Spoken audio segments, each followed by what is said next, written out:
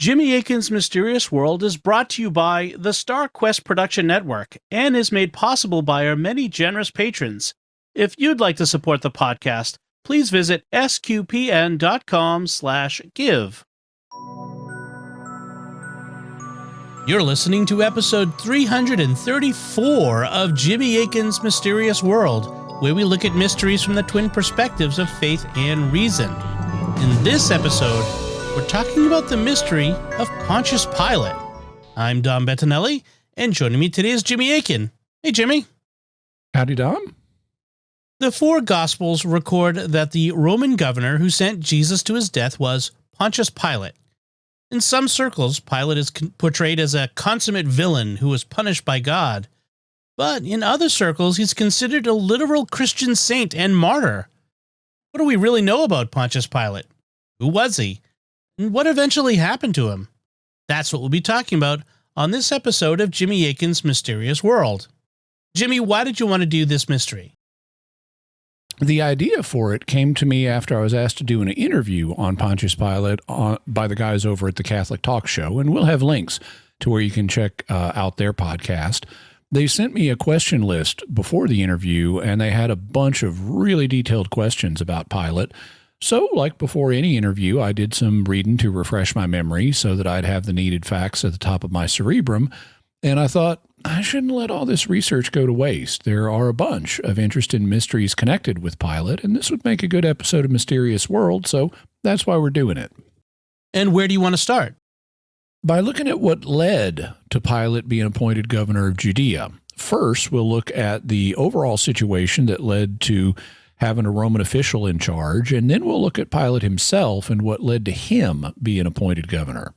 Afterwards, we'll look at what he did while he was governor, including his role in the crucifixion of Jesus, and then we'll look at what happened to Pilate after the crucifixion. Then let's start with the overall situation that led to Judea having a Roman governor. How did that come about? For reasons that we won't go into in this episode, the Romans assumed political control of Judea in 63 BC, and in 39 BC, they appointed Herod the Great as king of Judea. We read about Herod the Great in Matthew 2 and Luke 1 because it was during his reign that Jesus was born, and it was Herod the Great who slaughtered the baby boys 2 years old and under in Bethlehem in an attempt to kill Jesus, which caused the Holy Family to flee to Egypt. Herod then died in 1 BC. Now, you'll hear a lot of people say he died in 4 BC, but better, more recent scholarship points to him dying in 1 BC, and we'll have links to where you can get good books on that scholarship. Him dying means someone needed to take over for him. Herod had a bunch of sons, but he'd been killing off a lot of them one by one, thinking that they were conspiring against him. For example, Herod's firstborn son, Antipater, was for many years favored by Herod as his heir to his throne, but he too was eventually brought up on charges of plotting against his father, and he was executed just 5 days before Herod's own death. In view of such executions, the Emperor Augustus reportedly, but probably apocryphally, quipped, "It is better to be Herod's pig than son." The joke being that since Herod was Jewish, he didn't eat pork, so at least his pig would be safe, whereas his sons weren't. 3 of Herod's sons, Archelaus, Antipas, and Philip, ended up inheriting significant portions of his kingdom. Until shortly before his death, Herod's will named Antipas as his principal successor, but in the end, he reportedly changed his will in favor of Archelaus. This set up a dispute among family members, with some favoring Archelaus, others favoring Antipas, and still others favoring the idea of direct Roman rule over Palestine. The matter was ultimately settled by the Emperor Augustus when the 3 brothers traveled to him for his decision. This trip forms part of the background of Jesus' parable of the talents, in which a nobleman went on a far journey to receive kingly power and then return, in Luke 19. Ultimately, Augustus confirmed Archelaus as Herod's principal successor. The territories of Judea, Samaria, and the family homeland of Idumea, which was where the Herods were from, thus went to Archelaus. The territories of Galilee and Perea went to Antipas, and the northeasterly part of Herod's kingdom, Iturea and Trachonitis, went to Philip. Collectively, these brothers, like other members of the family, are known as Herodians. Each of them also was called by the name Herod: Herod Archelaus, Herod Antipas, and Herod Philip, and each is mentioned in the New Testament, though since the kingdom was now split up, none of them officially received the title king. We meet Herod Archelaus only briefly when the Holy Family is returning from their flight to Egypt, and St. Matthew writes, "When Herod the Great died, behold, an angel of the Lord appeared in a dream to Joseph in Egypt, saying, 'Rise, take the child and his mother, and go to the land of Israel, for those who sought the child's life are dead.' And he rose and took the child and his mother, and went to the land of Israel. But when he heard that Archelaus reigned over Judea in place of his father Herod, he was afraid to go there. And being warned in a dream, he withdrew to the district of Galilee. And he went and dwelt in a city called Nazareth." Had it not been for Archelaus obtaining Judea, Joseph might have taken the Holy Family back to Bethlehem, at least for a time. But he was aware of the bad reputation that Archelaus had, so he was afraid to go back to Bethlehem, which was in Archelaus' territory. Instead, Joseph received another dream telling him to go to Galilee. Galilee was ruled by Antipas, a less dangerous ruler than Archelaus. And Archelaus had a really poor reputation as a ruler. Even before Augustus had confirmed him in his position, Archelaus had 3,000 of his subjects massacred in the temple at Passover. He also canceled that year's Passover, which would be a really shocking event for a Jewish ruler to do. Passover was one of the three main Jewish festivals. It was one of the three feasts that Jews from all over the country were supposed to come to Jerusalem to attend, and Jews came from other nations too. So Archelaus had a city full of pilgrims when he killed 3,000 of them and then canceled the holiday altogether and sent everybody home. Archelaus made many enemies among his subjects, and in AD 6, the Romans banished him to what is now France and assumed direct rule of his territory.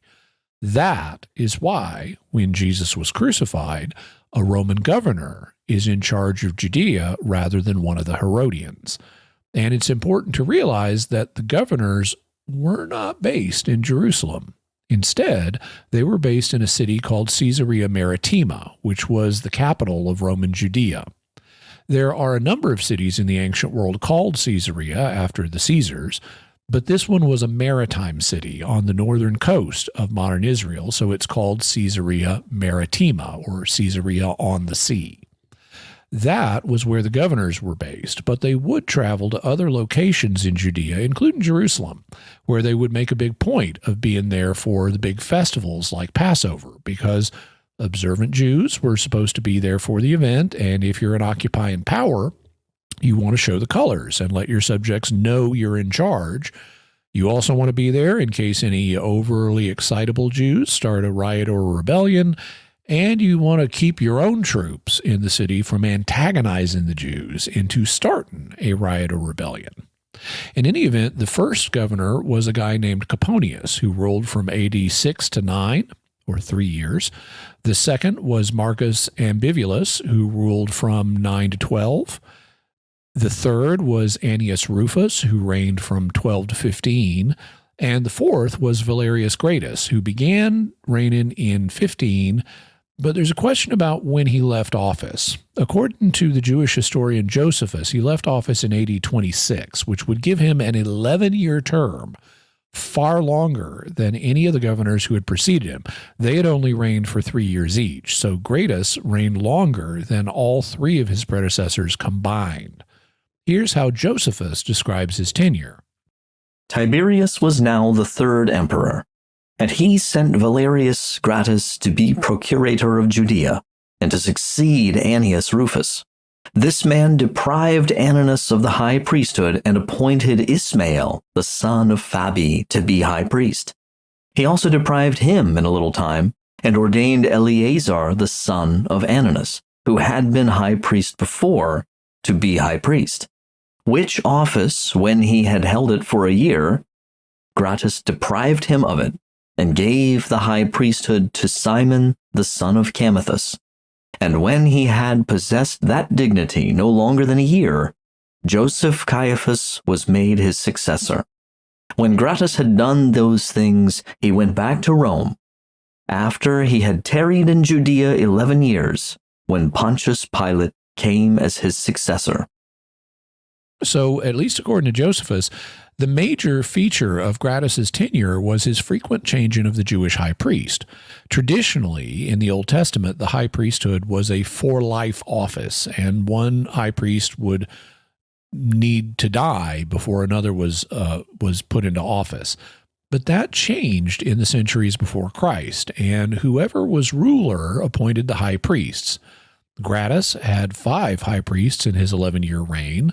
Annius or Annas, who was there when he came into office, and this is the same Annas who we read about in the Gospels. He was the father-in-law of Caiaphas, who was the high priest at the time of the crucifixion. After Annas, Gratus appointed Ismail, Eleazar, Simon, and then Caiaphas in sequence. And it would be Caiaphas who was high priest when the crucifixion happened. But that would be during the tenure of Gratus's successor, Pontius Pilate. Then let's talk about Pontius Pilate. First of all, what sources of information do we have about him? Well, there are the 4 Gospels. Our next most prominent source is Josephus, who mentions Pilate both in Jewish War and his Antiquities of the Jews. Those are 2 of Josephus's works. The Egyptian Jewish author Philo of Alexandria has a passage discussing Pilate, and he's mentioned briefly by the Roman historian Tacitus. We've also found a stone inscription from his own day about him and some coins that he minted. Those are our major sources, but he's also mentioned in later Christian literature, as we'll cover. So let's tackle the issue of how he became the Roman governor of Judea. What do we know about that? Well, we know more about Pilate than any other Roman governor of Judea, principally because of the interest Christians took in him, but we still know a lot less than you might think. We do not know anything specific about his time before he became governor, though we can infer some things based on what we do know. For example, we can learn a little bit about him from his name, Pontius Pilate. In ancient Rome in this period, people typically had 3 names. Their first one was their nomen, which tells you what family they were from. It was the equivalent of our last names. The second was their praenomen, which was given to them as an individual at birth. That's the equivalent of our first name. And the third name was their cognomen, or cognomen, if you want to pronounce it fancy, which was basically a nickname that they were given later in life. In Pilate's case, Pontius is his family name. It's a Samnite name, which means he was of Samnite origin. The Samnites were a people that lived further south in Italy than Rome itself. And one of the things we know about Samnites is that they were originally a plebeian family rather than a patrician one. Plebs were the lower class, patricians were the upper class. We know that they were plebs because another member of the family, Pontius Aquila, had been one of the tribunes of the plebs. However, Pontius Pilate himself was of a higher status and was a member of the equestrian order. You'll sometimes see that term, equite was the Latin term, but it'll sometimes be translated as knight with a K, K-N-I-G-H-T, like the guys who ride on horses. That's why they're called equestrians in English. That meant in Rome that he had money. Not as much money as a member of the senatorian class, but more than an ordinary Roman. So that's what his nomen, or family name, Pontius, tells us. Unfortunately, we don't know what Pilate's praenomen, or individual birth name, was. This hadn't been preserved in our sources because the praenomen was losing its importance at this time. In the empire, there were only about 18 male birth names that were in use at the time, and only 12 of them were common. So in any given family, there would be lots of men with the same family name and the same birth name. You know, it's like lots of John Joneses and so forth. As a result, attention tended to focus on the cognomen when you wanted to talk about an individual. And that is what Pilate, or Pilatus in Latin, was. It was a nickname he got later in life. We're not certain what it means, and I've seen two proposals. One is that it meant armed or skilled with a javelin, based on the word pilum, which meant javelin. The other is that it meant wearing the pileus, where the pileus was a cap or badge that was worn by a manumitted slave, someone who had been released from slavery. Between those two, my guess is that skilled with a javelin is more likely because Pilate wasn't a manumitted slave. He was an equestrian, a knight. So it would be ironic, although not impossible, for him to get a nickname that ironically but falsely suggested he was a freed slave. Whereas it would be more natural for him to get a nickname suggesting that he was skilled with a javelin. This is because he got appointed governor, and it was normal for governors of the equestrian rank to have military experience, so he could have had training with a javelin. In Rome, they had a system called the cursus honorum, or course of honors, which was a set of achievements that you were supposed to meet as you rose in society. And if you were an equestrian, you needed to do military service before you became a governor. So skilled with a javelin would be more probable to my mind. Do we know anything about how Pilate became governor? Well, people were appointed governors by the emperor, and the emperor at the time was Tiberius, so responsibility for his appointment ultimately lay with Tiberius. However, in AD 26, the year Pilate was appointed, Tiberius basically withdrew from Rome and went to live on the island of Capri. He stayed on Capri for years, and there were lots of rumors about what he was doing there, including things involving children. But he wasn't taking an active role as emperor because, unlike modern political leaders, if you were emperor, you actually had to show up to conduct state business. You couldn't do very much from a private retreat. Well, while he was on Capri, Tiberius left the administration of Rome in the hands of a man named Lucius Aelius Sejanus, who was the head of the Praetorian Guard. And even before he went to Capri, Tiberius had been relying on Sejanus for a lot of things. So there's a lot of speculation that Pilate really owed his appointment as governor to Sejanus. You'll even see some authors just asserting that Sejanus was Pilate's benefactor, but the ancient sources don't say that. So that's speculative, and we don't know that for sure. Incidentally, if you want to see a really interesting portrayal of Sejanus, watch the 1976 BBC TV miniseries I, Claudius, based on the books by Robert Graves. It's extremely well done, although not for the faint of heart.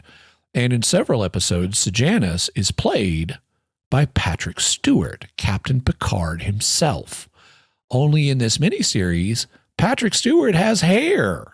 I don't know if it's real or a wig, but if you've ever wanted to see Captain Picard with hair, this is your chance. And keep Sejanus in mind because he's going to come back into our mystery.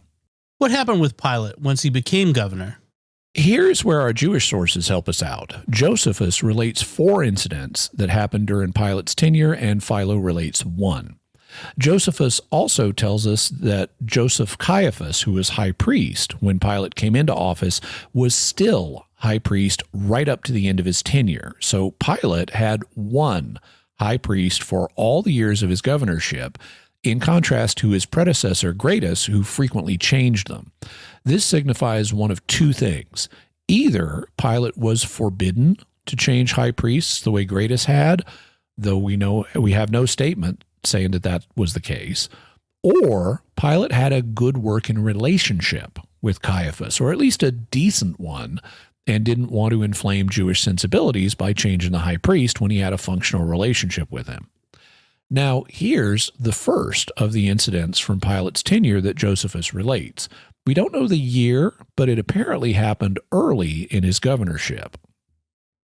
Now Pilate, the procurator of Judea, removed the army from Caesarea to Jerusalem to take their winter quarters there, in order to abolish the Jewish laws. So he introduced Caesar's effigies, which were upon the ensigns, and brought them into the city, whereas our law forbids us the very making of images, on which account the former procurators were wont to make their entry into the city with such ensigns and had not those ornaments. Pilate was the first who brought those images to Jerusalem and set them up there, which was done without the knowledge of the people, because it was done in the nighttime. But as soon as they knew it, they came in multitudes to Caesarea and interceded with Pilate many days that he would remove the images. And when he would not grant their requests, because it would tend to the injury of Caesar, while yet they persevered in their request, on the 6th day he ordered his soldiers to have their weapons privately, while he came and sat upon his judgment seat, which seat was so prepared in the open place of the city, that it concealed the army that lay ready to oppress them. And when the Jews petitioned him again, he gave a signal to the soldiers to encompass them round, and threatened that their punishment should be no less than immediate death, unless they would leave off disturbing him and go their ways home. But they threw themselves upon the ground, and laid their necks bare, and said they would take their death very willingly, rather than the wisdom of their laws should be transgressed. Upon which Pilate was deeply affected with their firm resolution to keep their laws inviolable, and presently commanded the images to be carried back from Jerusalem to Caesarea. The ensigns that Josephus refers to were the military standards that the Roman army carried with them. They were basically tall poles that had symbols on them that you could so that you could identify the military unit. And they also served for a rallying point for the troops. This is kind of like more recent armies carrying flags with them into battle. As far as I know, modern armies use flags for ceremonial purposes, but don't actually carry them into battle. But as recently as the American Civil War, both Union and Confederate forces would bring flags with them to battles as part of their friend or foe and troop rallying systems. Well, previous governors had shown deference to Jewish sensibilities about bringing images into Jerusalem. Because of the prohibition on idols, Jews of this period could look on any image as idolatrous, and since Jerusalem was a holy city, you weren't supposed to bring images there. And Pilate knew that because he had the standards with the images of the emperor, who would have been Tiberius, brought into the city at night. So he was being deliberately provocative towards Jewish sensibilities. In his alternative account of this incident in the Jewish War, Josephus says that a vast number of people went up to Caesarea to petition Pilate, and he says that during the first 5 days, they fell down prostrate on the ground and continued immovable from that posture for 5 days and as many nights. Prostrate in this case meaning bending down with their face to the ground. So they were like kneeling on the ground and put their face towards the ground. He also says that on the 6th day, Pilate's soldiers surrounded them in 3 ranks, and that Pilate had them unsheath their swords so that the people would see that the threat of death was real. It was at this point that they threw themselves on the ground on their backs so that their throats would be exposed and the soldiers could kill them more easily. And I love the boldness of this move. Just kill us all now if you're not going to take those images away. Well, Pilate was impressed by this move too, and he did remove the images. Part of that could be because he didn't want other Jews to complain about him for murdering their countrymen in cold blood after he did something that previous governors had refused to do. But what this shows us is that Pilate was not completely inflexible. Sufficient Jewish resistance could get him to change his mind about things. You said that Josephus mentioned 4 incidents involving Pilate, and we've covered the first. What was the second? Pilate wanted to build an aqueduct to bring more water into Jerusalem, but to pay for it, he wanted to use money that was korban, that had been donated to the temple treasury, so it was sacred. Well, this plan did not go down well with the Jews, and Josephus describes it like this. But Pilate undertook to bring a current of water to Jerusalem, and did it with the sacred money, and derived the origin of the stream from the distance of 200 furlongs, that is, from 40 miles away. However, the Jews were not pleased with what had been done about this water, and many 10,000s of the people got together and made a clamor against him, and insisted that he should leave off that design. Some of them also used reproaches and abused the man, as crowds of such people usually do. So he habited a great number of his soldiers in their habit, that is, in civilian clothes, who carried daggers under their garments, and sent them to a place where they might surround them. So he bade the Jews himself go away, but they, boldly casting reproaches upon him, he gave the soldiers that signal which had been beforehand agreed on, who laid upon them much greater blows than Pilate had commanded them, and equally punished those that were tumultuous and those that were not. Nor did they spare them in the least. And since the people were unarmed and were caught by men prepared for what they were about, there were a great number of them slain by these means, and others of them ran away wounded, and thus an end was put to this sedition. In the parallel account in Jewish War, Josephus says that this event happened while Pilate himself was in Jerusalem, not Caesarea. He says that the soldiers were wearing their armor under their street clothes and that he told them to leave their swords at home since swords would be too obvious. And instead of mentioning the daggers, he says the soldiers beat people with clubs. He also says, large numbers of the Jews perished, some from the blows which they received, others trodden to death by their companies in the ensuing flight. Cowed by the fate of the victims, the multitude was reduced to silence. So this time Pilate did not back down, though Josephus does say in Antiquities of the Jews that the soldiers beat them more severely than Pilate had intended. At this point in the story, I know you want to take a detour. What did you want to tell us about? About what was happening back in Rome. You'll recall that Tiberius had left the administration of Rome up to Sejanus while he was sequestered on Capri. Well, Sejanus had begun to conduct treason trials for various senators and equestrians. He also had several members of the imperial family exiled, and all of them died under suspicious circumstances. At the same time, he was ingratiating himself to the Julian family, and evidence emerged that he, together with his lover Tiberius's niece Livilla, were plotting to overthrow Tiberius with the help of the Julian family and assume control of the state, either with Sejanus as emperor or as the regent for the next emperor. He was already, for practical purposes, the most powerful man in the empire, but he wanted more. However, out on Capri, Tiberius got wind of this in AD 31, and he was afraid to move against Sejanus suddenly because that might prompt Sejanus to launch the planned coup. So instead, he started a campaign to undermine Sejanus by sending letters to Rome that took contradictory attitudes towards him, sometimes praising him, sometimes criticizing him. And these had the effect of weakening Sejanus's popularity. The Roman historian Dio Cassius explains, in view of all this, people began to hold Sejanus more and more in contempt.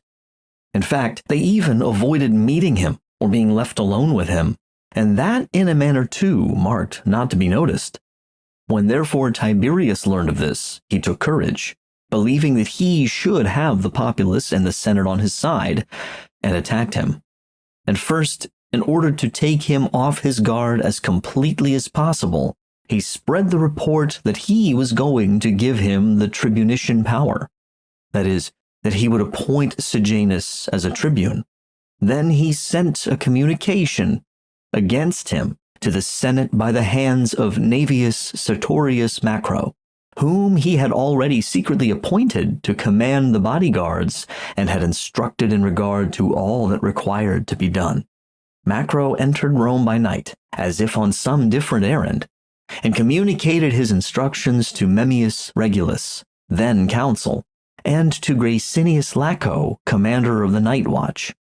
At dawn, Macro ascended the Palatine Hill, for the Senate was to sit in the temple of Apollo, and encountering Sejanus, who had not yet gone in, and perceiving that he was troubled because Tiberius had sent him no message, he encouraged him, telling him aside and in confidence that he was bringing him the tribunician power.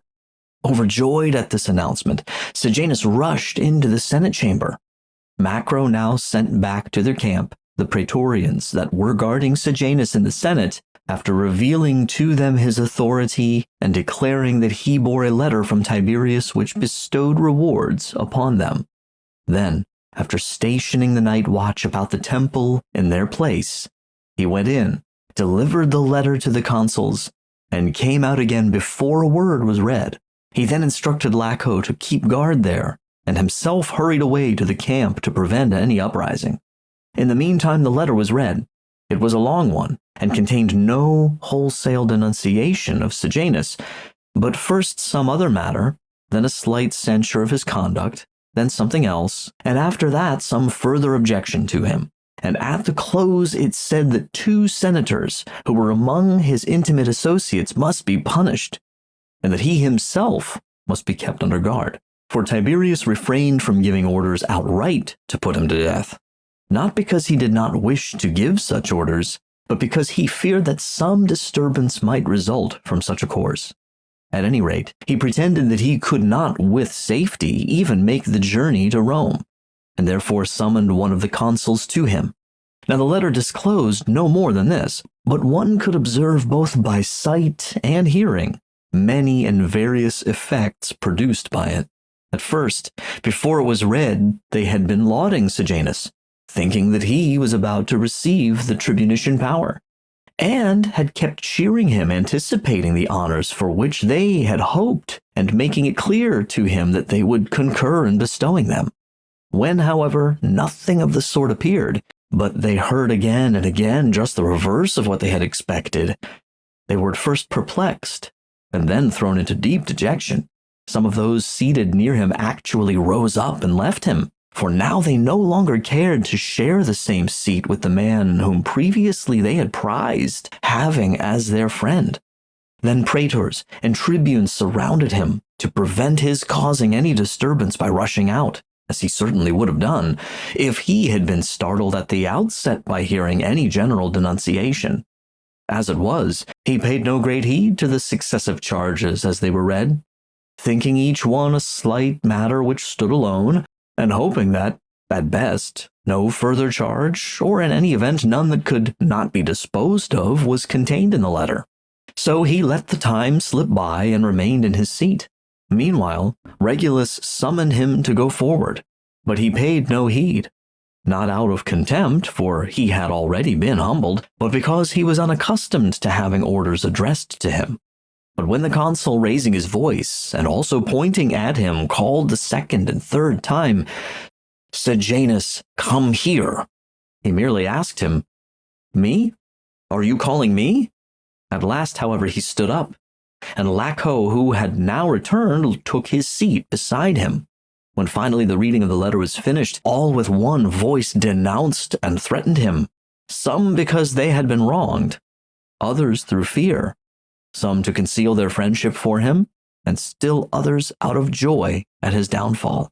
Regulus did not put the vote to all the senators, nor propose to any the death penalty, fearing opposition from some quarter and a disturbance in consequence, for Sejanus had numerous relatives and friends. He merely asked a single senator if he should not be imprisoned, and when he got an affirmative answer, he led Sejanus out of the Senate, and together with the other magistrates and Laco, took him down to the prison. So Tiberius tricked Sejanus into going into the Senate, thinking that he was going to be given greater powers, only to have him slowly and carefully denounced so that everyone abandoned him and he was taken into custody. He wasn't in prison for long, however. Wikipedia summarizes, That same evening, the Senate convened at the Temple of Concord and summarily condemned Sejanus to death. He was taken from prison and strangled, after which his body was cast onto the Gemonian stairs. Riots ensued, in which mobs hunted down and killed anyone they could link to Sejanus. Following the issue of damnatio memoriae, that is, condemnation of memory, by the Senate, Sejanus' statues were torn down and his name obliterated from all public records, even from coins. Tiberius soon ordered more killings. Livilla committed suicide, or was starved to death by her mother Antonia Minor. Although Rome at first rejoiced at the demise of Sejanus, the city was quickly plunged into more extensive trials, as Tiberius persecuted all those who could in any way be tied to the schemes of Sejanus or had courted his friendship. The senatorial ranks were purged. The hardest hit were those families with political ties to the Julians. Even the imperial magistracy was not exempted from Tiberius's wrath. Arrests and executions were now supervised by Naevius Sutorius Macro, who succeeded Sejanus as the prefect of the Praetorian Guard. The political turmoil continued until the death of Tiberius in AD 37. And so Sejanus passed on to his reward. But because Pilate may have been linked to Sejanus, this may play a larger role in our story. That's something that comes up in the incident that you mentioned Philo of Alexandria recording. What did he have to say? Well, Tiberius's successor, Gaius Caligula, started out as a good emperor, but then he went mad. He started demanding to be worshipped as a god, even in Rome itself and during his lifetime, which was unusual for emperors. He went as far in this that he demanded that a statue of him be placed in the temple in Jerusalem, which prompted an enormous crisis with the Jews, and which would have led to war if Caligula hadn't been such a rotten emperor that his own Praetorian Guard killed him in AD 41. Before that, however, one of the efforts to get him to change his mind was an embassy or delegation of Jewish leaders who went to meet him, and Philo of Alexandria was part of that delegation. He also wrote an account of the event known as the Embassy to Gaius. In it, he encourages Caligula to follow the example of Tiberius, who always respected Jewish religious sensibilities, and it's in this context that he relates an incident involving Pontius Pilate. One of Tiberius's lieutenants was Pilate, who was appointed to govern Judea. He, not so much to honor Tiberius as to annoy the multitude, dedicated in Herod's palace in the holy city some shields coated with gold. They had no image work traced on them, nor anything else forbidden by the law apart from the barest inscription stating two facts: the name of the person who made the dedication, that is, Pilate himself, and of him in whose honor it was made, that is, Tiberius.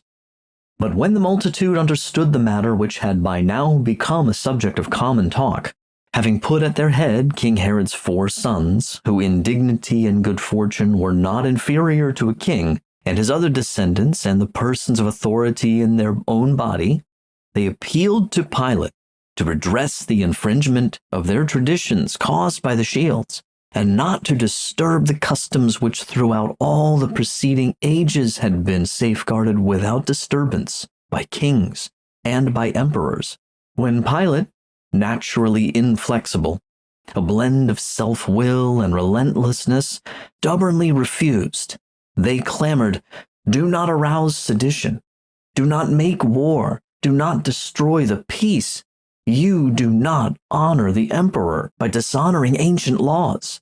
Do not take Tiberius as your pretext for outraging the nation. He does not wish any of our customs to be overthrown. If you say that he does, produce yourself an order or a letter or something of the kind, so that we may cease to pester you, and having chosen our envoys may petition our Lord."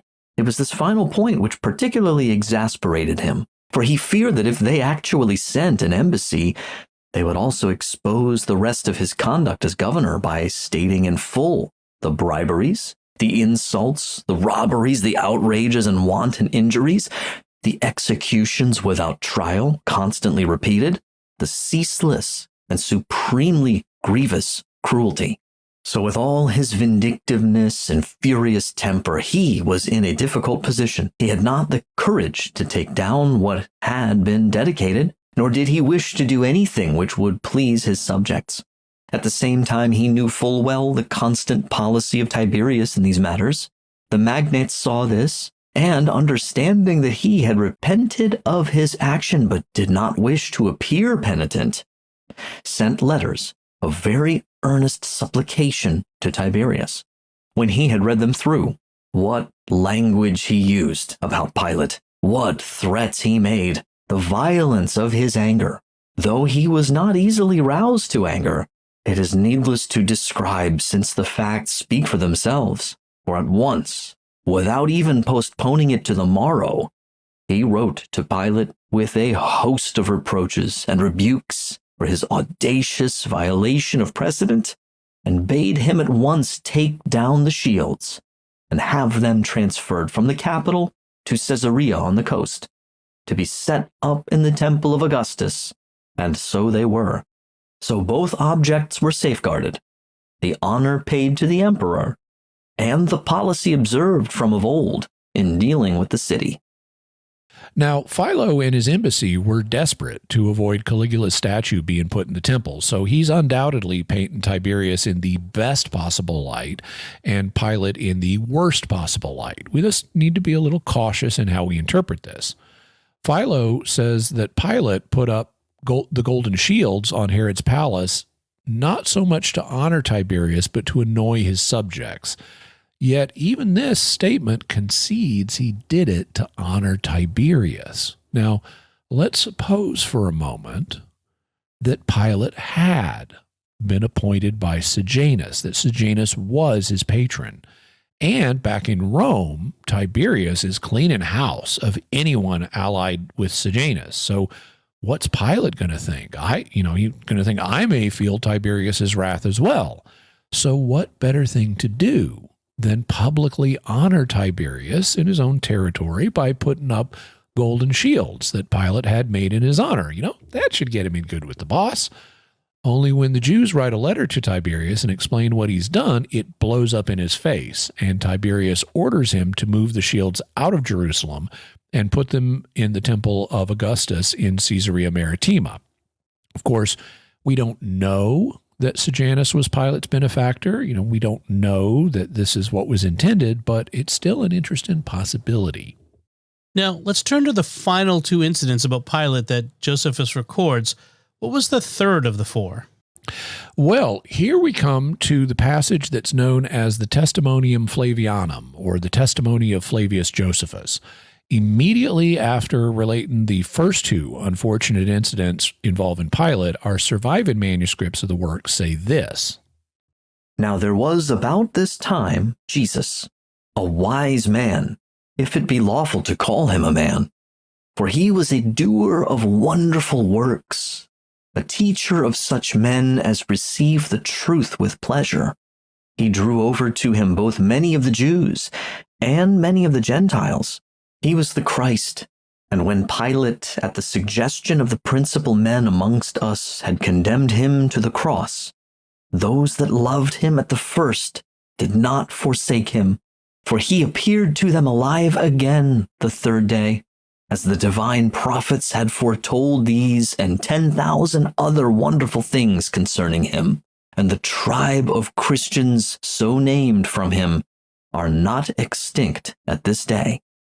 So this is Josephus's principal mention of Jesus.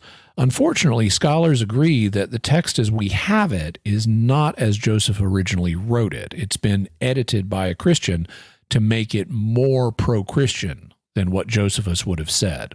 On account of that, a lot of Jesus mythicists dismiss the passage entirely, but more serious scholars, including unbelievers like Bart Ehrman, acknowledge that Josephus did write a version of this passage. It's just been jazzed up a bit by a Christian editor. Also, there's another passage where Josephus mentions Jesus when he talks about the martyrdom of Jesus' so-called brother James, and he introduces this James by saying he's the brother of Jesus who is called Christ. And there's no doubt about that passage. Do scholars have any idea what the main passage, as originally written by Josephus, actually said? They do, and it's really just a matter of snipping out the most pro-Christian statements, the ones that would make Josephus himself a Christian, and the rest of the passage pretty much hangs together. For example, here's a version proposed by the British scholar James Dunn. Now there was about this time Jesus, a wise man, for he was a doer of startling deeds, a teacher of such men as receive the truth with pleasure. And he gained a following both among many Jews and many of Greek origin. And when Pilate, at the suggestion of the principal men amongst us, condemned him to the cross. Those that loved him at the first did not forsake him, and the tribe of Christians so named from him are not extinct at this day. This is basically the same, except that it omits, if it be lawful to call him a man, after saying that he was a wise man. It also omits, he was the Christ, and it omits the statements, for he appeared to them alive again on the third day, as the divine prophets had foretold these, and 10,000 other wonderful things concerning him. Without these heavily pro-Christian statements, though, the passage basically hangs together. Still, this is a scholarly reconstruction, and I find another possibility intriguing.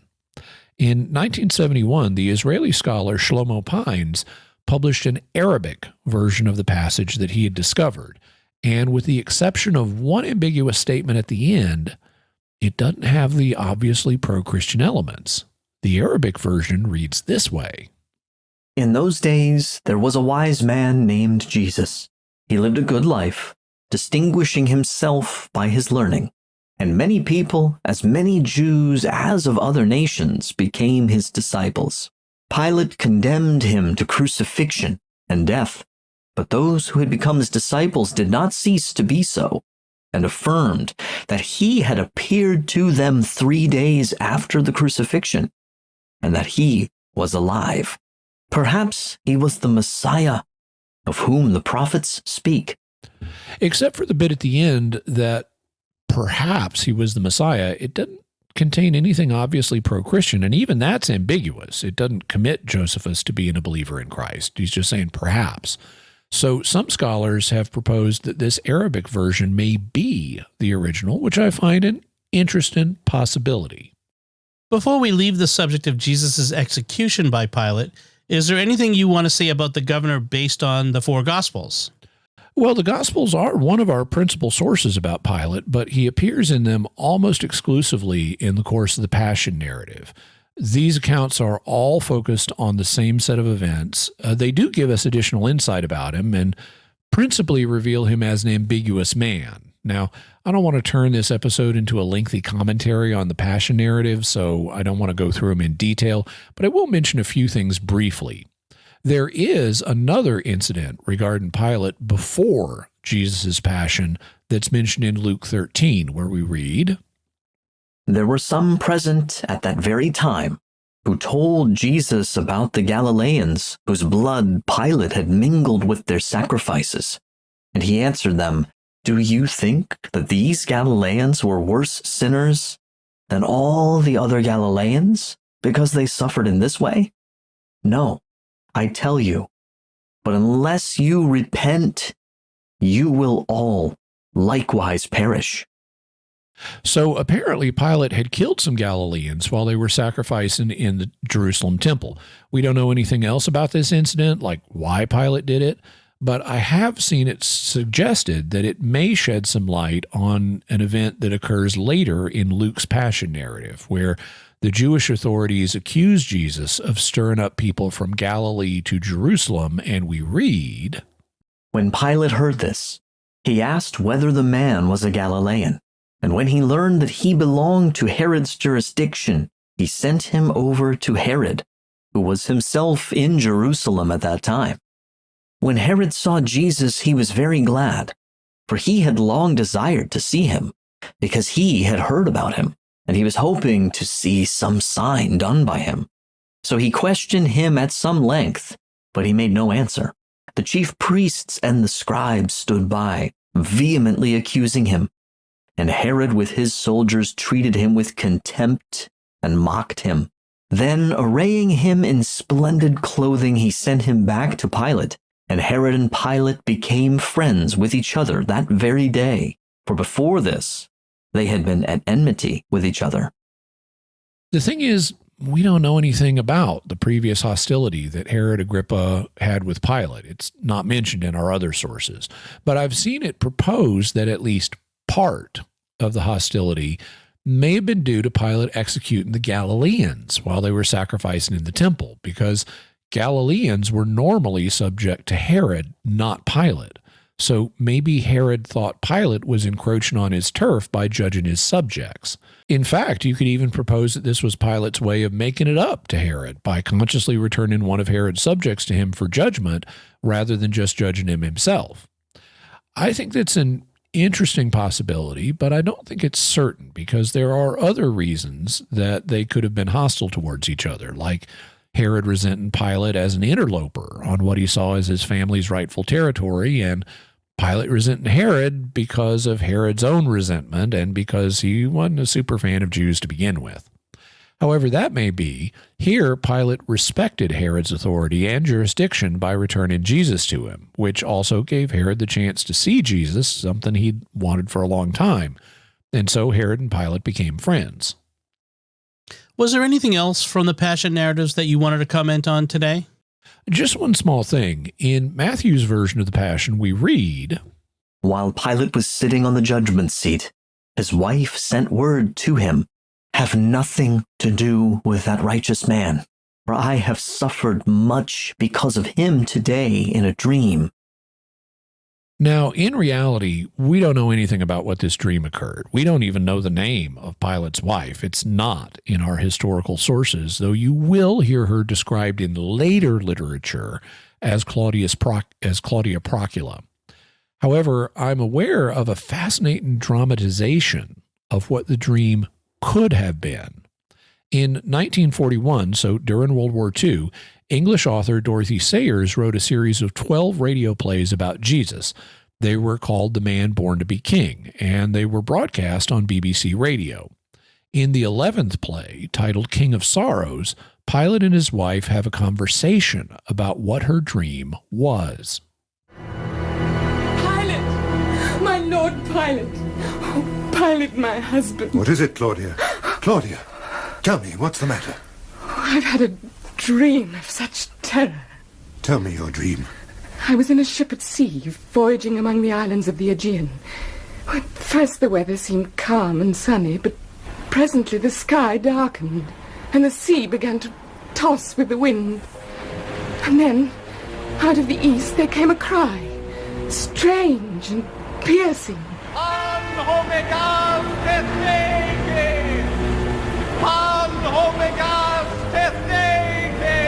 And I said to the captain, "What do they cry?" And he answered, "Pan Omegas Tethneki. Great Pan is dead." And I asked him, "How can God die?" And he answered, "Don't you remember? They crucified him." Then all the people in the ship turned their faces to me and said, "Pontius Pilate. Your name, husband. Your name continually. He suffered under Pontius Pilate." May the gods avert the omen. This day is like my dream. This darkness at mid-noon. I really like that as a dramatization. You can't hear it all in the audio of this production, but in the script, you can see what Pilate's wife hears. It's people saying, "suffered under Pontius Pilate" in language after language. So her dream is billions of people commemorating that what her husband did to Jesus, as they say the Apostles' and Nicene creeds, which is really cool.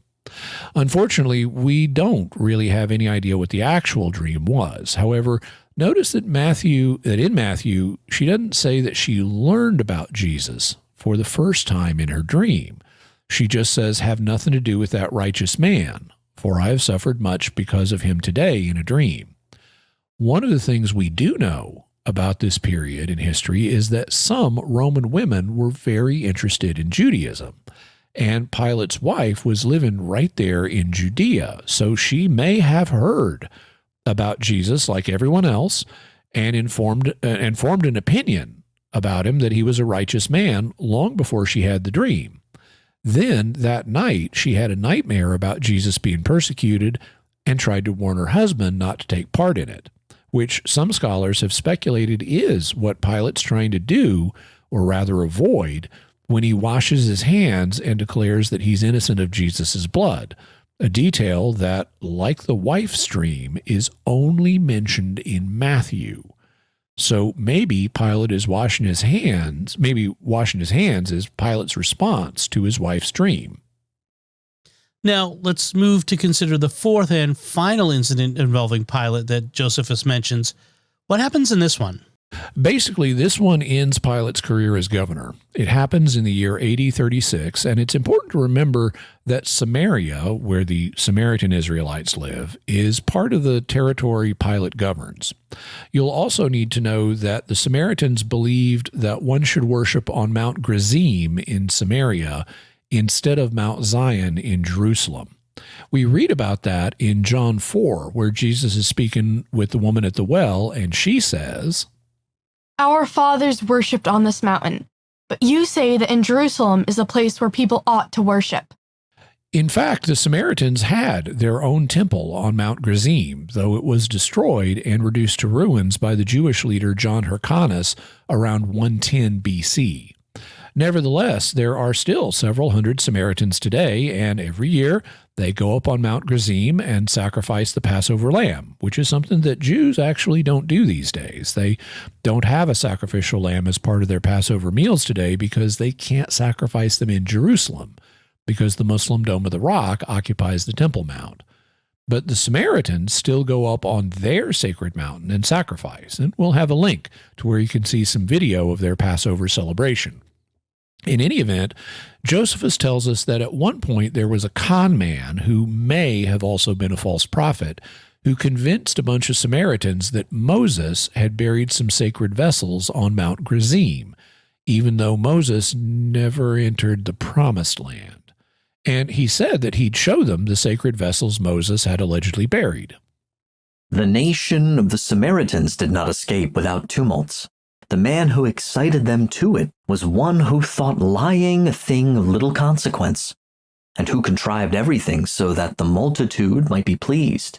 So he bade them get together upon Mount Gerizim, which is by them looked upon as the most holy of all mountains, and assured them that when they were come there, he would show them those sacred vessels which were laid under that place, because Moses put them there.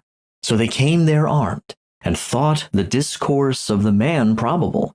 And as they abode at a certain village, which was called Tirathaba, they got the rest together to them, and desired to go up the mountain in a great multitude together.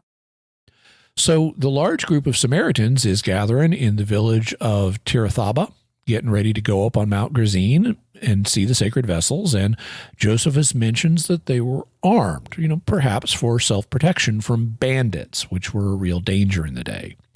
Here is how Pilate reacts. But Pilate prevented their going up by seizing upon the roads with a great band of horsemen and footmen, who fell upon those that were gotten together in the village. And when they came to an action, some of them they slew, and others of them they put to flight, and took a great many alive, the principal of whom, and also the most potent of those that fled away, Pilate ordered to be slain. So even though this group of people wasn't disturbing the peace, Pilate attacks them, perhaps fearing that they would start a religious uprising since they were armed and were going up to their sacred mountain to find sacred vessels.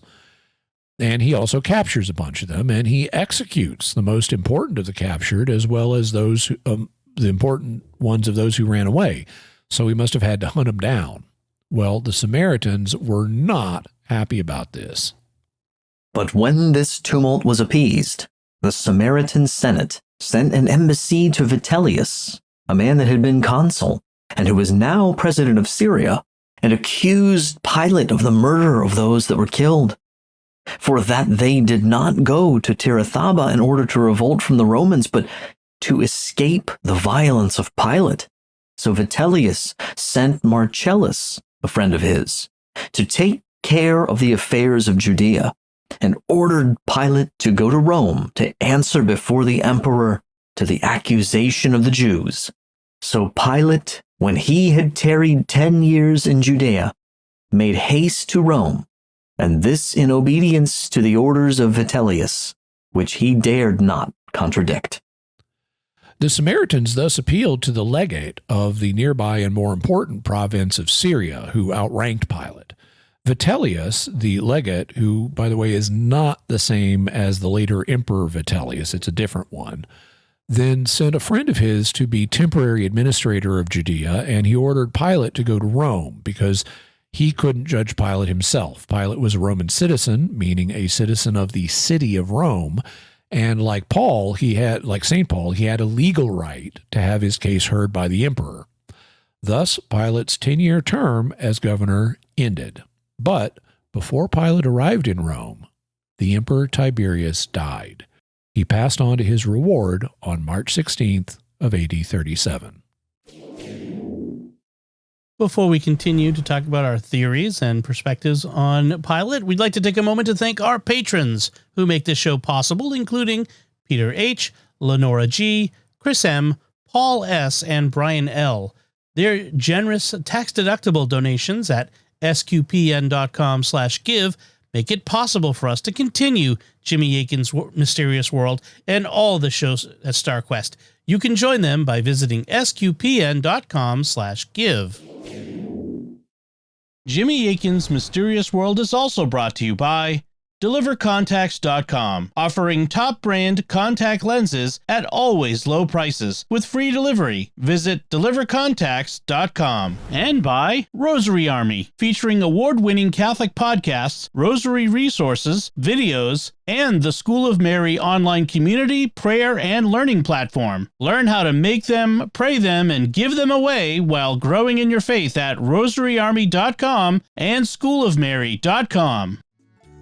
Join a once-in-a-lifetime opportunity to go on pilgrimage to the mysterious shrines and sites of Italy in the Jubilee year 2025 with Jimmy Akin and me, Dom Bettinelli. Go with us on a 12-day, all-inclusive tour that gives you incredible access to Jimmy's insights in Rome, Assisi, Orvieto, Monte Cassino, San Giovanni Rotondo, the Grotto of St. Michael, and more. We're also planning special activities like recording on location for future episodes of Mysterious World and an in-person Weird Questions episode just for pilgrims. Space is limited and filling up, so be sure to find out more.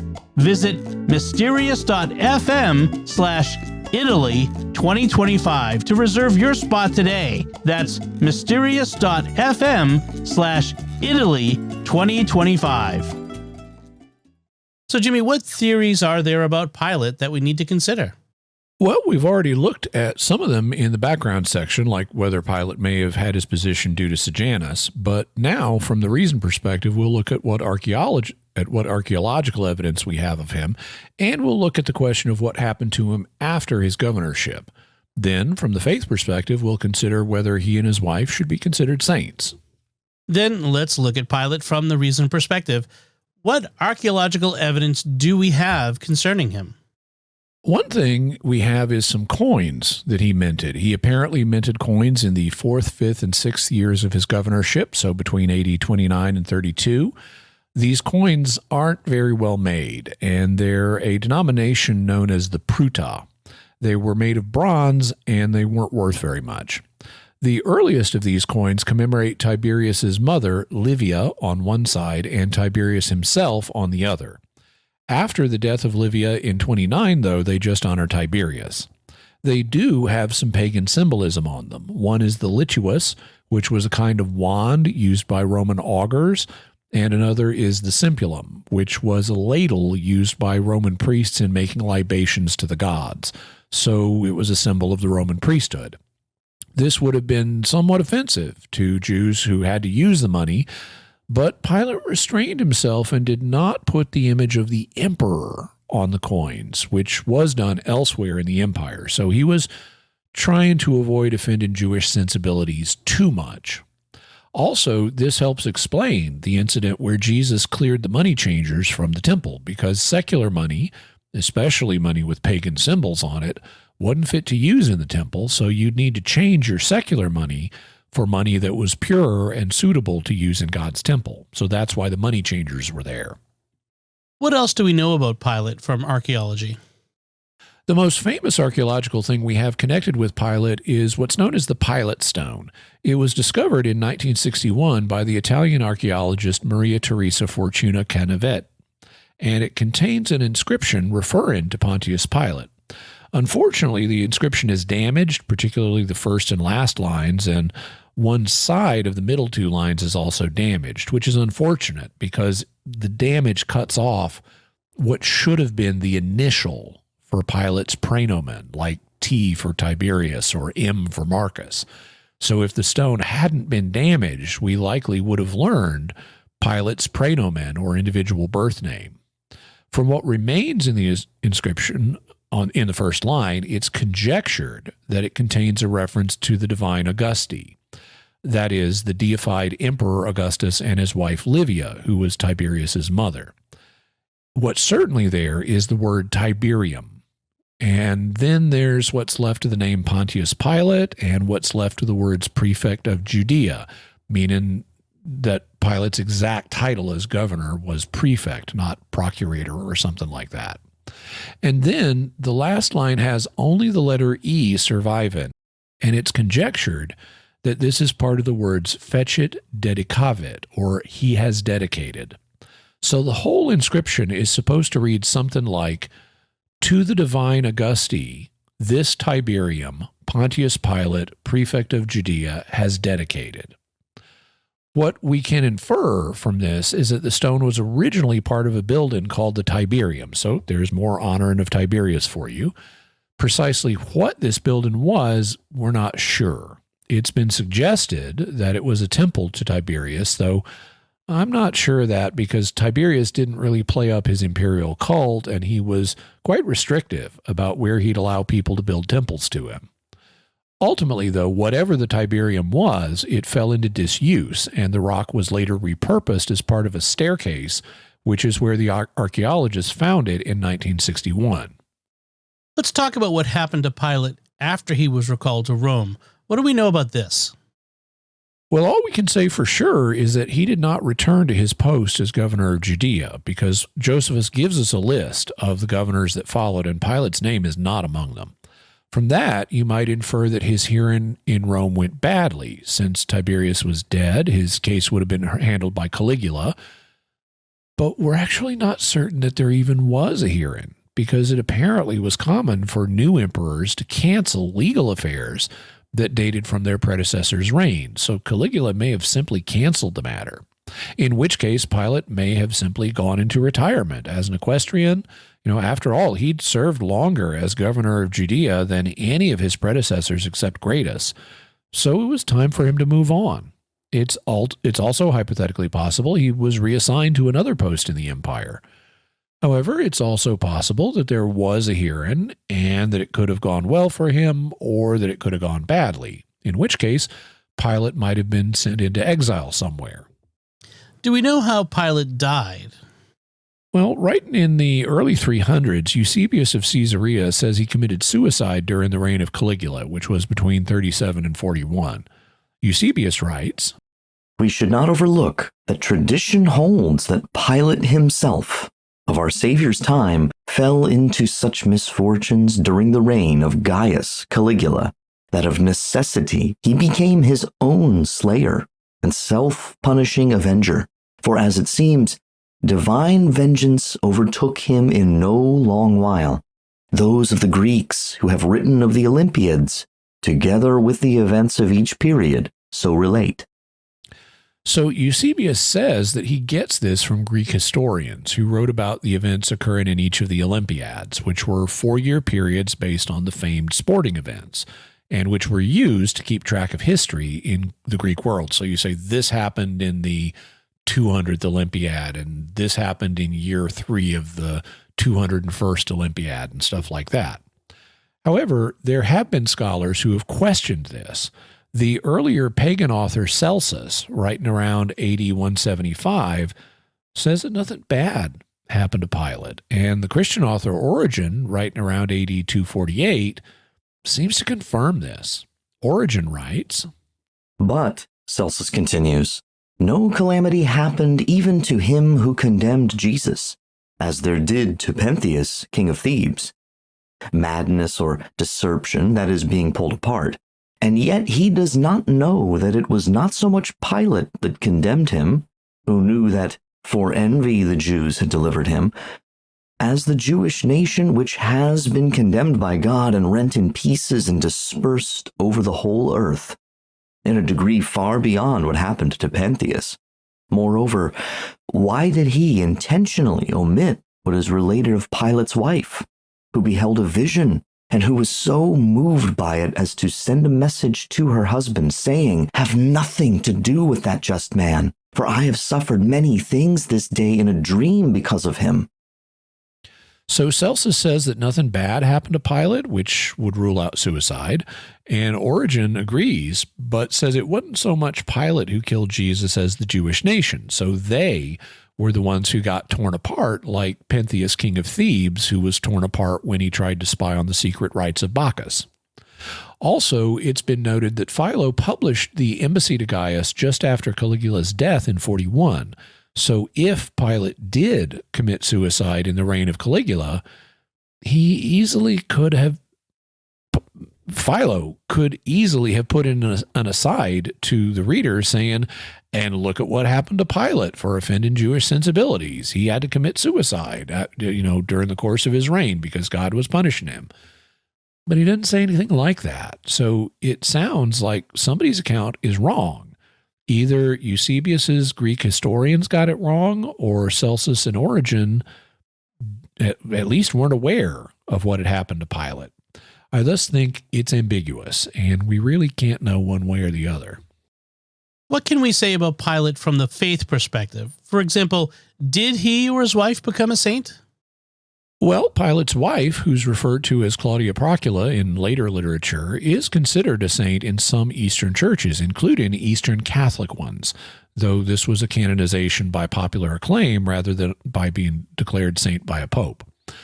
But her reaction to the dream and her conviction that Jesus was a righteous man, that's a sign in her favor that, she may have made it to heaven.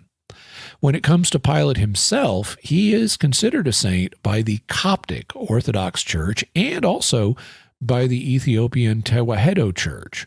One possible origin for this idea is the North African writer Tertullian.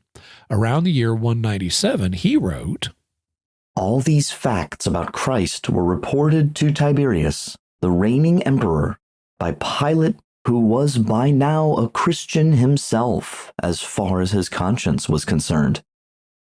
So Tertullian says that Pilate was a Christian as far as his conscience was concerned. However, I don't know that that means Pilate was actually a Christian. Otherwise, why add the clause as far as his conscience was concerned? That could just be an extrapolation from the fact that Pilate didn't view Jesus as guilty of the crimes of which he was being accused, as the Gospels say. So Tertullian may have just been inferring that Pilate had a positive attitude towards Jesus from the Gospels. He didn't want to crucify him, meaning he was like the Christians in his conscience. And he wasn't actually saying that Pilate was a literal Christian. However, over the centuries, there came to be a huge number of writings about Pilate in Christian circles. They're sometimes called the Pilate cycle, but they totally contradict each other, with some portraying Pilate as an unrepentant villain to the end and others portraying him as a saint and a martyr. So I don't think we can know anything conclusive from those writings. Is there anything else we ought to know about Pilate from the early church fathers? There is one thing, and it also comes from Tertullian. You'll note that in the passage we just heard, he says Pilate made a report to the Emperor Tiberius about Jesus. Earlier in the same work, he says, "Tiberius, in whose reign the name of Christian entered the world, hearing from Palestine and Syria information which had revealed the truth of Christ's divinity, brought the matter before the Senate, with previous indication of his own approval. The senators, on the ground that they had not verified the facts, rejected it.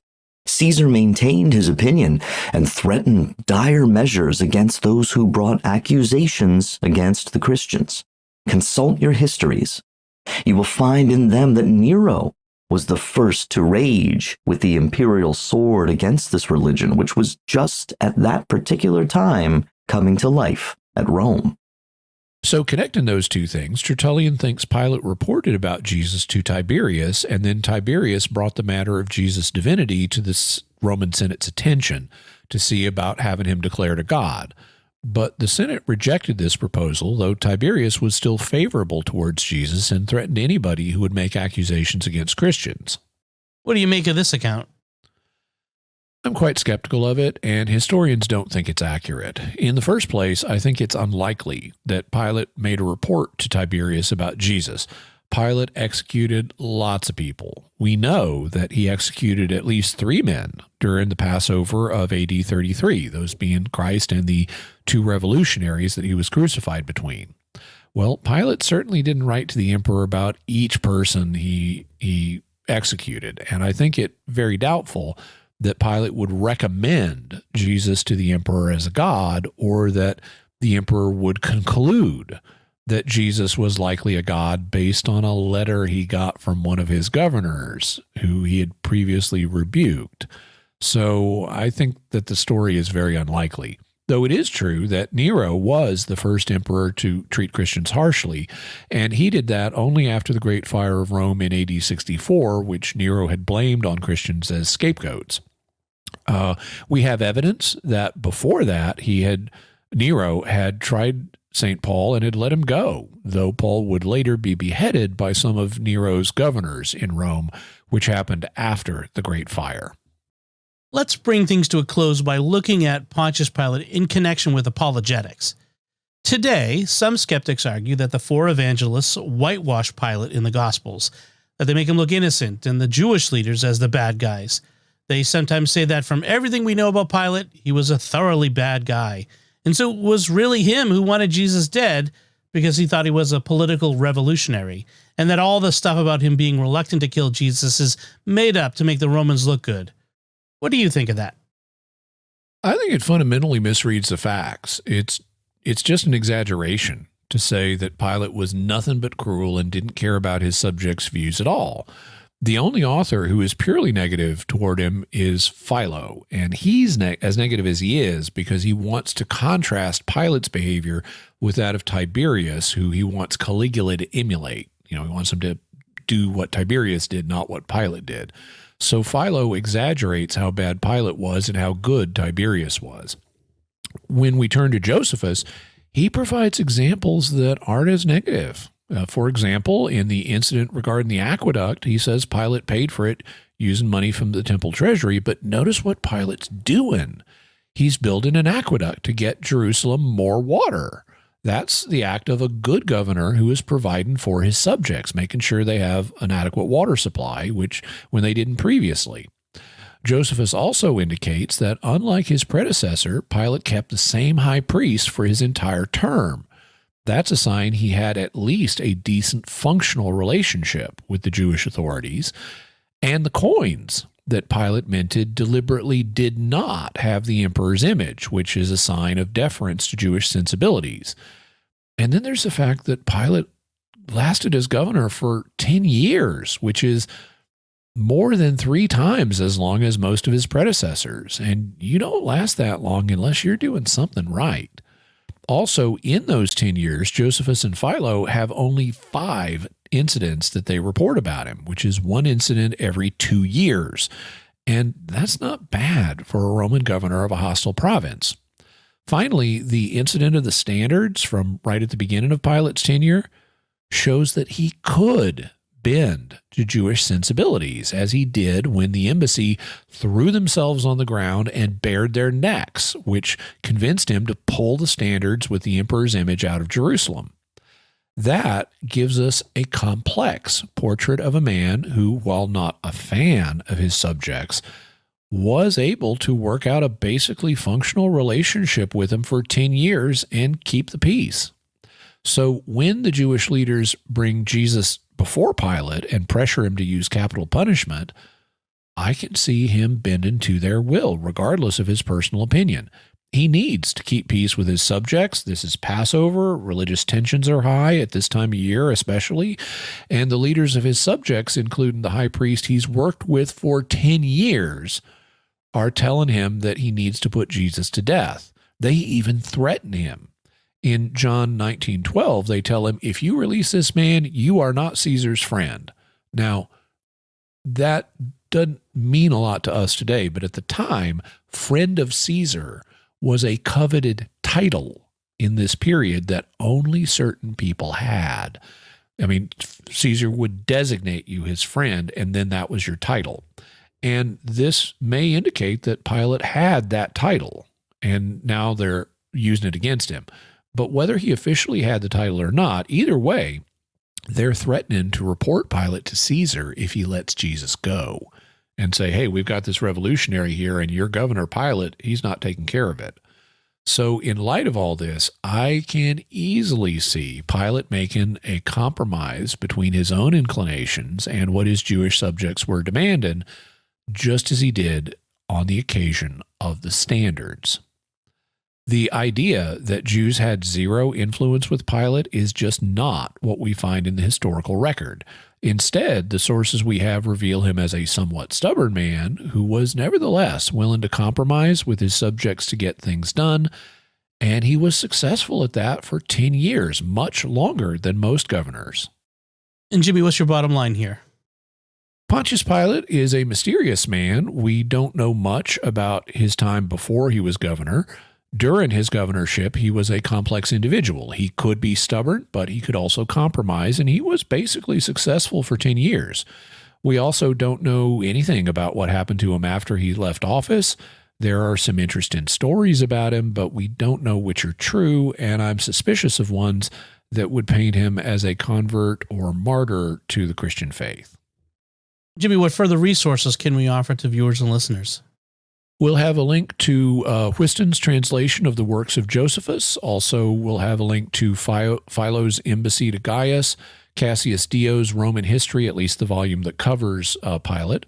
Also, Jack Finnegan's Handbook of Biblical Chronology and Andrew Steinman's Chronology from Abraham to Paul, both of which cover Herod the Great's reign and when it really occurred, when it began and ended. We'll have general information about Pontius Pilate and Sejanus, an article that I wrote a number of years ago about the Herod family, Dorothy Sayer, a video playlist of Dorothy Sayer's radio plays, The Man Born to be King, video of the Samaritan Passover celebration, audio and video of the Catholic talk show. Very good.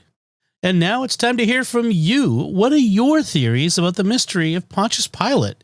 Let us know by visiting sqpn.com or the Jimmy Akin's Mysterious World Facebook page, sending us an email to feedback@mysterious.fm, sending a tweet to @mys_world, visiting the StarQuest Discord community at sqpn.com/discord, or calling our mysterious feedback line at 619-738-4515. That's 619-738-4515. I also want to thank Mike Creevy and Isabella Bettinelli for their voiceover work in this episode. And special word of thanks to Oasis Studio 7 for the video and animation work in this episode. Do go to my YouTube channel, youtube.com, and check out the video version of Mysterious World as well as all my other videos. While you're there, please like, comment, and share the video, and also subscribe and hit the bell notification so you always get notified when I have a new video. I'm trying to grow my channel, and I really appreciate it. Thank you. So, Jimmy, what's our next episode going to be about? Well, we're coming up on Halloween, so next week we're going to be doing a Halloween special featuring Halloween-themed weird questions. We'll be talking about things like, does Halloween come from the pagan Celtic festival Samhain? What are my favorite Halloween candies and costume? Will you get excommunicated if you dress up as a Knight Templar for Halloween? What to make of a listener's strange experience that happened during Halloween week? Who's the best Dracula? Whether the Addams Family or the Munsters is better? Is the Annabelle doll possessed by a demon? What's the difference between exorcism and deliverance? And more. All right. So stick around for that next week, folks. That's going to be a good one.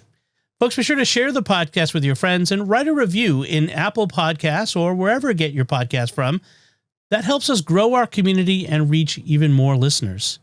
Get your very own Mysterious World t-shirt, mug, and more in our merchandise shop at sqpn.com/merch. You'll find links to Jimmy's resources from our discussion on our show notes at mysterious.fm/334. And remember, to help us continue to produce the podcast, please visit sqpn.com/give.